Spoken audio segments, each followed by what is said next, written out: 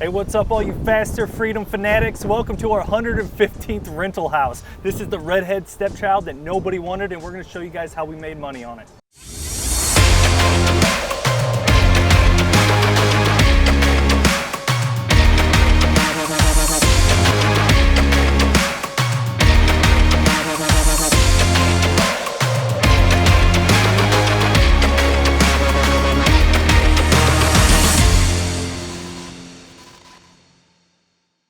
All right, as Lucas said, we bought this property when no one else wanted. This got shopped to a ton of different people that had a chance to buy it and be the end buyer. We actually bought it and marked it up through our flipping company and then sold it to our rental company. So we bought it way higher than anybody else was even thinking of buying it. And we did that because we saw the numbers, we were confident that it was going to appraise out, it didn't need a ton of work. So we were just so confident in our numbers, we were willing to pay more than other people and it worked out. Yeah, to me, this house got passed up because it was really in the middle of COVID. Honestly, everybody was fearful and we trusted our numbers, like you said. So we went after it. We got it rehabbed and refinanced within 2 months. And we're gonna show you guys the inside and outside what we did to this property. Let's walk around. As you can see, we like minimal for our landscaping. We want it to look nice and done, but we don't want to do anything crazy that requires a bunch of maintenance. We just planted 3 boxwoods up front, which stay green all year round, and did black mulch that we'll replace every couple of years just to make the front pop. So we want good curb appeal. We want a tenant to want to live here when they drive up and check it out, but we don't want anything that requires a ton of maintenance. So this is the type of rentals we love to buy. All the big ticket items are taken care of. Brand new siding on the house, probably within the last 3 to 5 years. Not a crack in the concrete driveway. This concrete driveway would probably be $5,000 to $6,000 to replace, so we don't have to touch that. New soffits, new siding, like I said, just very, very minimal work on the outside, and with a lot of big ticket items already taken care of. The roof is another one. We can just come right in and focus on stuff that really raises the value of the house, like new kitchens and baths. So we'll get to those in a second after you guys take a look at Sam in the backyard. All right, so here we are in the backyard. This is a nice, quiet, fenced-in backyards. A lot of our tenants have dogs. We're dog lovers, so we're fine with that. We do collect pet rent and a pet deposit, of course, but it's nice to have a fenced-in yard so you don't limit yourself to someone that wants a dog that wants to make sure to have a fenced-in yard. But it is quiet, it's nice back here, it's shaded. We didn't do anything back here at all, really, besides we just painted the shed in back, and we kept the trees. Usually, if a tree is really close to the house or near the sewer lateral or messing with the foundation, we cut it down. But all these trees we feel like are far enough away from the house, and the sewer lateral is in the front of the house. We feel like they're strong enough and big enough that they're not going to cause any damage to the house. There's no limbs are not hanging over the roof or anything like that. So we kept these trees. Some houses we definitely take them out if, like we said, they're in the front yard or they're really close to the house or messing with the sewer lateral. So we left this backyard and outside pretty much as is. We just did a couple things. Now let's head inside and kind of show you where we really made some good changes and really upped the value. They won't let us in unless you guys subscribe to our channel. So please subscribe to our channel, like this video, hit the notification bell so that you are notified when we come out with new videos, and also comment on our channel. We have this amazing comment challenge going on where we're giving away something that's valued $5,000 to $10,000 at the end of the year. So make sure to comment on this video, check in the description, tells you a little more about the comment challenge, but let's head inside. Cool, someone must have subscribed. All right, so we're in the living room here. Hardwood floors throughout. We didn't even have to refinish them. We just used a rejuvenating product on it to kind of shine them up and make them last a little more. We also did two-tone paint colors, white ceilings, amazing gray walls from Sherwin-Williams. We do this in every rental house. We keep a gallon of it at the house so we can touch up if we need to. White light switches, light receptacles, white covers, and then boob lights. Dowley light boob lights, yeah, that's what Dowley they're called. I don't know exactly, but anyways, yeah, Lucas kind of mentioned we do want to keep all of our rental houses, all the colors and schemes as similar as possible, and the flooring and everything, just so we don't have to have a bunch of different mismatched material everywhere. We can keep stuff on the site that matches, and then also we have stuff, that we can store that we can use as well. But let's head into the kitchen. Yeah. All right, we're in our brand new kitchen here. When we bought this house, we didn't think that we're even gonna replace the kitchen, but we got here and there was a set of plans. sitting on the old countertop. It was meant to be, guys. And we just took those plans to our local cabinet shop and they came in and installed it for us. So it worked out perfect. Brand new kitchen, subway tile backsplash, granite countertops, new stainless steel appliances. We want our rentals to look really nice and be very functional as well. This is a nice functional kitchen.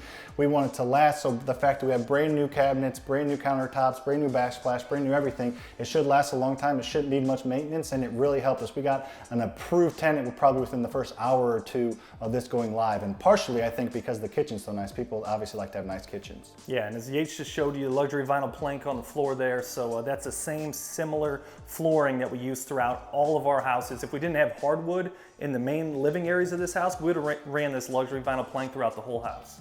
All right, let's head to a quick run through the bedrooms, and then we'll meet you in the bathroom. So it's a 3-bedroom house. Yates is in bedroom number 1, about to go to the 2nd bedroom here. We got new blinds. We provide our tenants with new mini blinds in every house, new hardware on all the doors, new light fixtures like we mentioned earlier. That's bedroom number 2.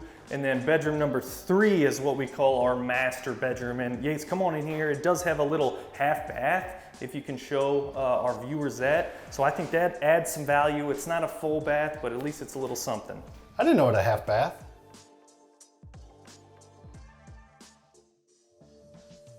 All right, Sam's gonna show you the full bath in the hallway here. Here I am standing in the bathtub like I seem to do it a lot in these videos, but we just did kind of a quick cosmetic finish in here. This is plastic tub surround, and then this metal tub base, we actually just glazed everything. As you can see, there's still some paint chipping. We haven't got all this, the rest of this fixtures. It was taken off when it was glazed, so we just need to get that back on before the tenant moves in this weekend.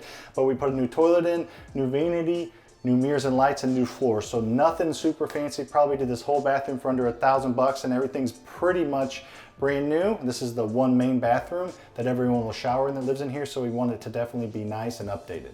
Let's head on down to the basement, and we're gonna show you that and run through the numbers.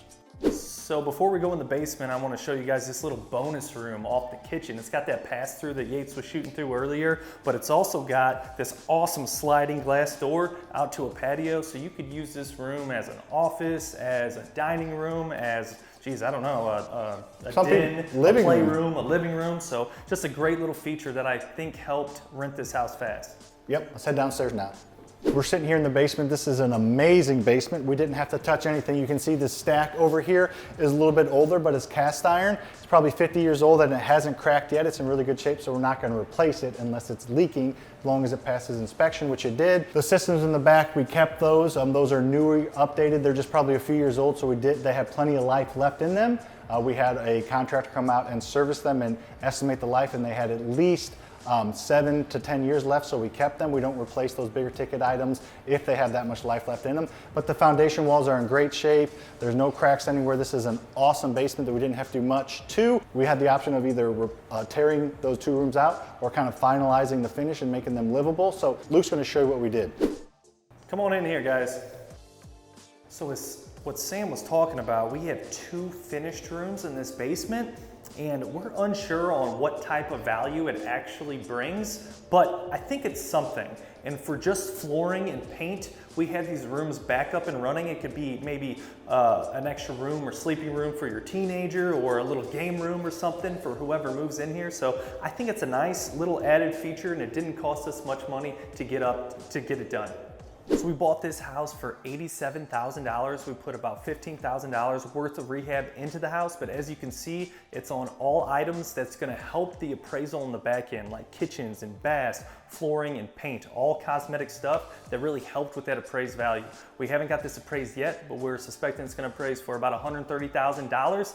And I think we just got an approved applicant, as Sam said earlier, for about $1,300 a month. So this baby will cash flow of $200 to $250 a month net cash flow. Yeah, this is our 115th rental, and I would take 115 more houses like this. It's in a great area. It's going to appraise a little bit over time. It's going to cash flow. The tenant's going to pay the note down. Our spread's just going to keep growing, and it's a beautiful house in a great neighborhood that we're getting a nice family to move into. Yeah, that's a beautiful thing about real estate. We're going to get about a $100,000 note on this house, and in 5 years that'll get paid down to below 90, and hopefully this house is worth 140, 150. So, you know, it just shows the power of real estate, and adding these rentals one at a time, it's extremely powerful. Powerful. Very, very powerful. Hope you guys enjoyed the tour of our latest rental. We're gonna show you guys every one of these as we continue to grow our portfolio over the next 5 years. Make sure you hit that subscribe button. Nice. Hey, what's going on, guys? Sam and Lucas here. He's Lucas, I'm Sam. Hey, what's going on? Before we do, make sure to subscribe if you have not. I don't know if we want to do that or not. That sounded kind of aggressive. Hope you guys enjoyed the tour of our latest rental. We're gonna show you every one of these as we purchase. Sorry. Whoa, that was aggressive.